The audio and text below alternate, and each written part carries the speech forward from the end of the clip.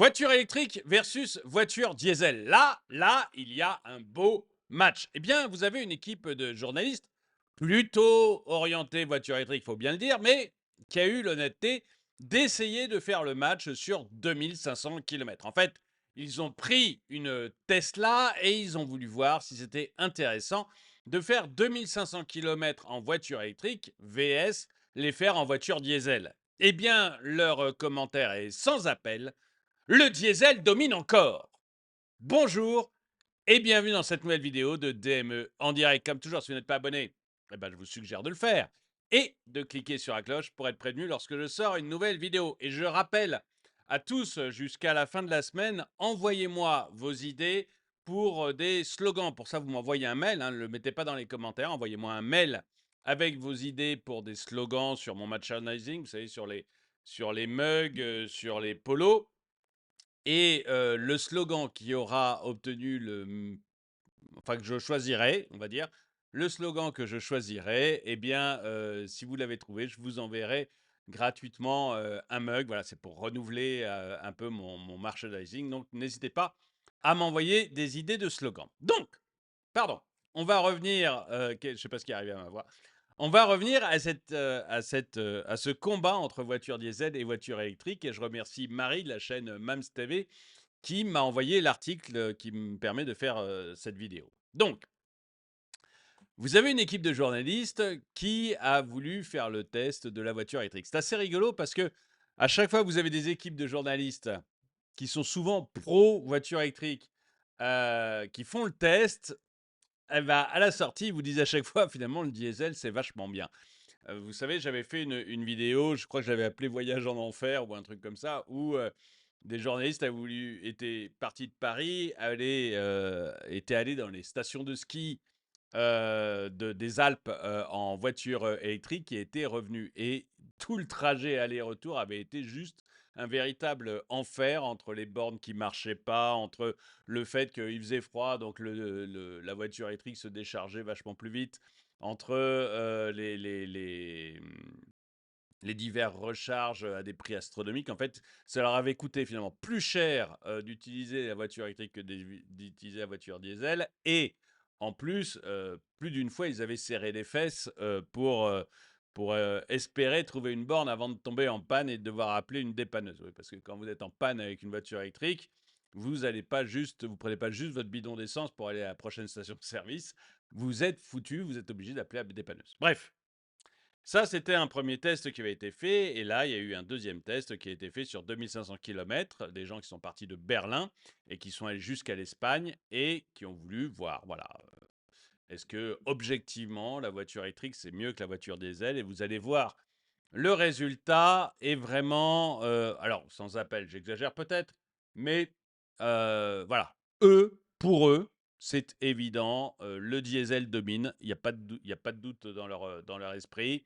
Et puis après, comme c'est des journalistes quand même pro-écologiques, et puis il faut montrer qu'on pense bien, eh bien, ils essayent de mettre des arguments pour contrebalancer ça. Ils essayent de mettre des arguments dans la voiture électrique, mais des arguments, vous allez voir, pour la plupart, je vais pouvoir les balayer assez facilement. Le diesel domine. Il n'y a pas de doute là-dessus, mon cher Laurent. Vous savez que j'ai l'un d'entre vous qui m'envoie régulièrement des mails, Laurent, et des mails pro voiture électrique. Et mon cher Laurent, ne t'en déplaise, le diesel, c'est quand même vachement mieux. Une équipe de journalistes a récemment entrepris un voyage de 2500 km en voiture électrique Tesla, partant de Berlin pour se rendre à Madrid. Ce périple leur a permis d'évaluer de manière concrète les avantages et les défis associés à l'utilisation de véhicules électriques sur de longues distances, comparativement aux voitures à essence ou diesel. La Tesla Model Y Long Range RWD et la Tesla Model 3 Highland, toutes deux dans leur version Long Range, ont été mises à l'épreuve sur les routes européennes.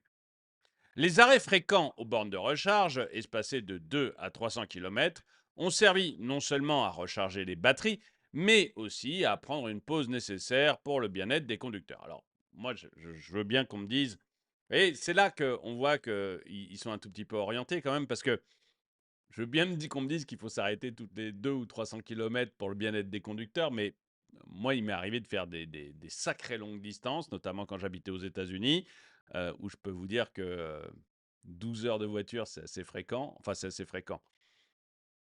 C'est pas si exceptionnel que ça. Fréquent, faut peut-être pas exagérer, mais c'est pas si exceptionnel que ça. Euh, et voilà, on s'arrêtait pas tous les 200 ou 300 km. Et même en France, il m'arrive de conduire régulièrement. Je m'arrête pas tous les 200 ou 300 km pour mon bien-être, hein, Non, en fait, vous êtes arrêté parce qu'il fallait recharger la bagnole. Faut quand même pas nous prendre non plus pour des lapins de 3 semaines. En principe, voilà, vous arrêtez, je sais pas, tous les 3, 4, ouais, 400, 500 km. En fait, je me rends pas bien compte, mais pas tous les 200 ou 300 km. Non, sinon, vous n'en finissez plus de vous arrêter, hein. Il y a un moment, faut être clair. Donc, vous vous êtes arrêté tous les 200 ou 300 km parce qu'il y avait besoin de recharger votre bagnole. L'objectif principal de ce voyage était d'évaluer la viabilité économique de voyager avec une voiture électrique par rapport à une voiture essence ou diesel. Pour ce faire, les coûts de l'électricité ont été comparés au prix moyen de l'essence ou du diesel dans les pays traversés, en utilisant des données provenant du bulletin officiel de l'Union européenne. Les résultats ont révélé une différence de coût de 53,62 € entre le rechargement des Tesla sur près de 2500 km et le remplissage d'un réservoir de diesel en se basant sur le prix moyen indiqué. Cette différence atteint 136,61 € lorsqu'on compare le trajet similaire d'une voiture essence. Bon. Donc si vous êtes en diesel par rapport à une Tesla, sur une longue distance, vous voyez, 2500 km, vous faites quand même pas ça tous les matins, eh bien, vous gagnez juste, uniquement, 53,62 €. C'est la seule chose que ça vous fait gagner. 53,62 €. Mais vous êtes obligé de vous arrêter tout le temps.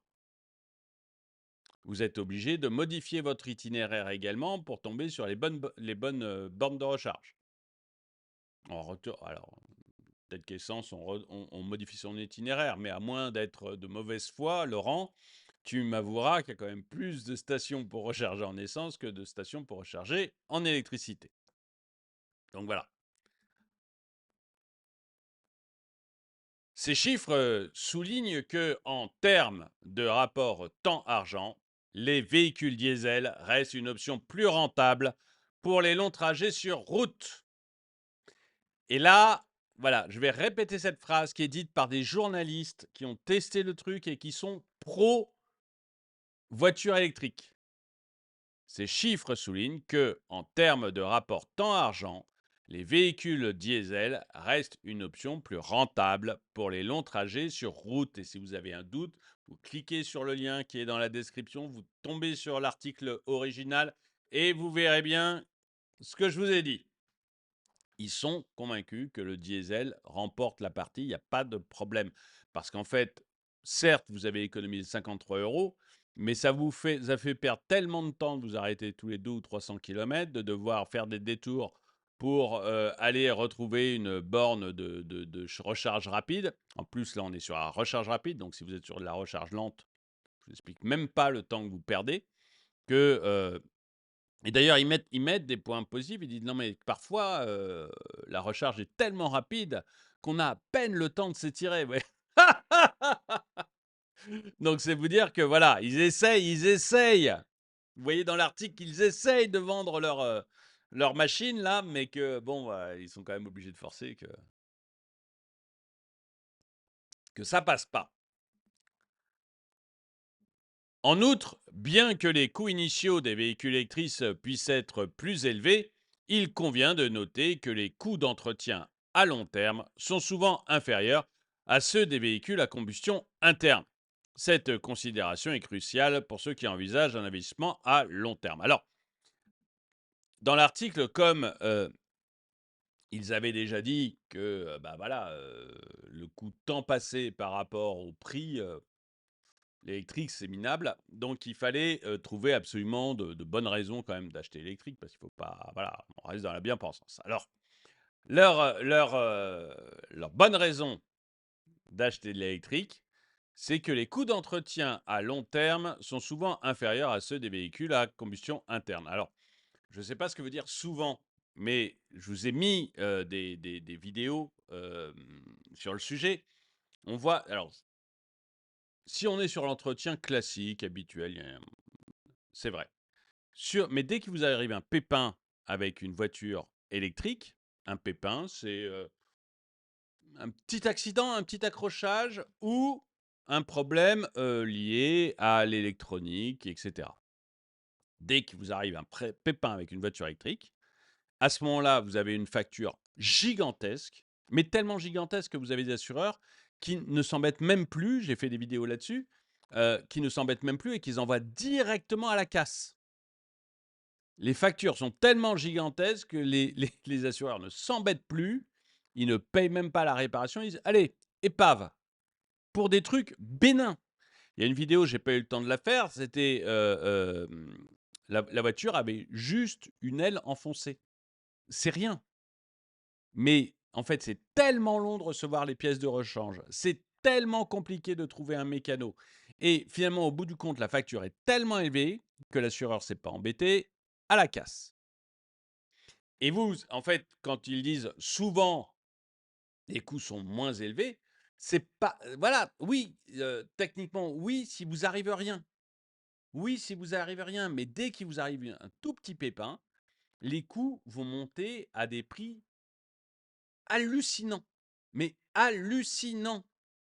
Si vous devez changer les batteries, là, il n'y a même plus de question, c'est directement la casse.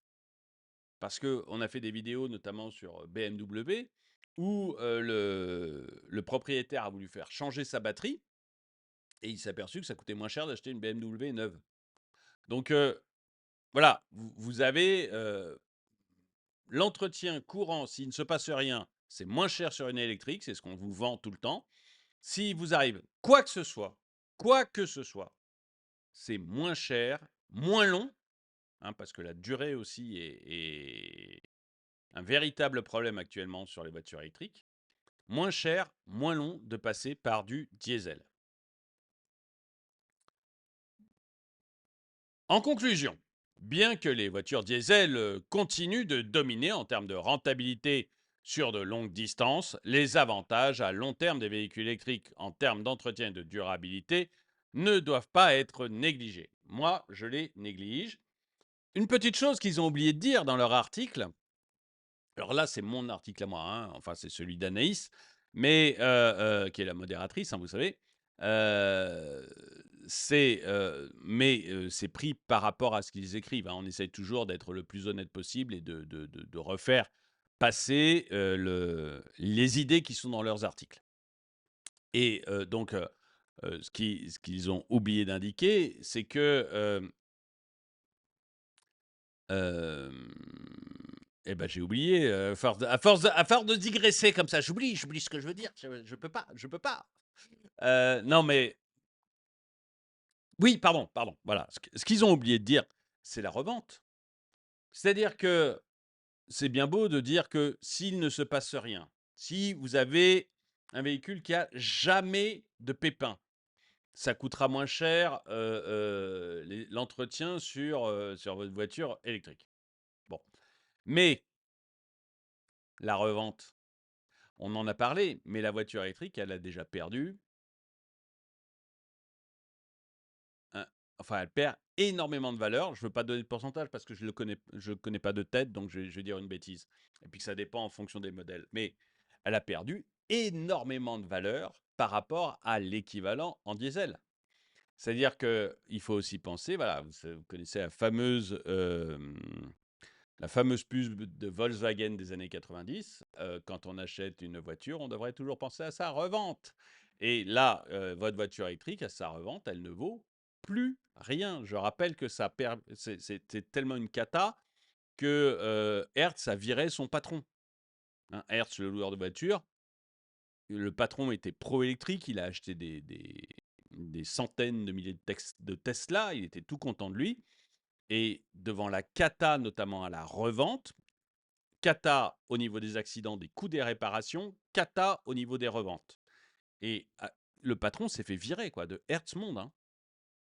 Donc, je pense que c'est un petit truc, voilà. Eux, ils ont oublié de vous parler de la revente parce que, bah voilà, faut quand même donner des gages à l'électrique. Mais faudrait quand même pas nous prendre trop pour des pigeons. Le choix entre les deux dépendra donc des besoins spécifiques de chaque conducteur, je suis parfaitement d'accord, ainsi que de leur situation financière, de leurs préoccupations environnementales. Je suis parfaitement d'accord sur ces 3 points, vous voyez? Heu, je l'ai dit, moi, mon père aurait probablement il a arrêté de conduire, mais s'il avait continué à conduire, il aurait probablement acheté une petite voiture électrique pour aller de, sa maison de campagne à la ville, d'à côté qui est à 15 kilomètres pour aller, au bistrot ou pour aller faire ses courses. Donc il aurait probablement pris une voiture électrique et ça aurait été pas idiot. Voilà, ça aurait été il aurait gardé sa voiture, diesel pour, ou essence, je sais plus, pour aller, pour faire les longs trajets et il se serait pris une petite bagnole électrique pour faire les 15 kilomètres qui le séparent de la ville. Ça fait 30 kilomètres aller-retour. Il y aura pas de problème de charge d'électricité. Il met ça à charger dans sa dans son garage et il y aura jamais de grosses difficultés avec ça et ma foi, pourquoi pas? Avec une petite conscience écologique, heu, pourquoi pas? Donc je pense qu'effectivement, ça dépend des besoins de chaque conducteur. Mais vous voyez, par exemple, mon père a une auxiliaire de vie maintenant parce qu'il est très âgé. Et donc, excusez-moi, il a une auxiliaire de vie qui vient. L'auxiliaire de vie, quand on a parlé de voiture électrique, mais ça l'a fait marrer, quoi. Mais pour elle, c'est juste pas possible. Les trajets, c'est juste pas possible. Voilà, parce qu'elle fait une tournée, elle va avoir plusieurs clients. Et ou patients, je sais pas comment on dit pour eux, mais elle se rend bien compte que enfin, la voiture électrique n'est pas du tout adaptée à ce genre de choses parce que on peut pas se permettre de tomber en panne d'électricité en race campagne. Donc voilà, vous voyez, ça dépend vraiment de l'usage des personnes. Effectivement, du prix, parce qu'une voiture électrique coûte quand même beaucoup plus cher qu'une voiture thermique, sauf quand c'est l'État qui paye, hein, on est d'accord. Et de la préoccupation environnementale, ça, oui, moi je comprends tout à fait, je pense que mon ami Laurent dont j'ai beaucoup parlé dans cette vidéo, a des grosses préoccupations environnementales. Je comprends que pourquoi pas? Enfin bon, mais encore une fois, il faut pas non plus regarder les choses de trop près parce que, je suis désolé, mais, votre voiture électrique, pour la construction des batteries, pour la construction de l'ensemble de la voiture, d'un point de vue environnemental, c'est quand même pas merveilleux, donc voilà, je La diversité des options sur le marché automobile offre aux consommateurs la possibilité de trouver le véhicule qui correspond le mieux à ses besoins tout en réalisant des économies significatives à long terme. Moi, je suis pour qu'on laisse les gens libres, je suis pour qu'on ne subventionne plus les voitures électriques parce que bah, les subventions, c'est des sous-sous qu'on vient chercher dans vos poches, faut être clair. Faut être clair, les subventions, c'est des sous-sous qu'on prend dans vos poches. L'État ne crée pas d'argent magique. Quand il en crée, ça donne l'inflation. Vous l'avez tous vécu. Et vous l'avez tous vu ce que ça donne quand l'État crée de l'argent. Donc, l'État ne crée pas d'argent, sinon vous avez l'inflation. Et ce qui fait que là aussi, ça prend des sous-sous dans votre poche.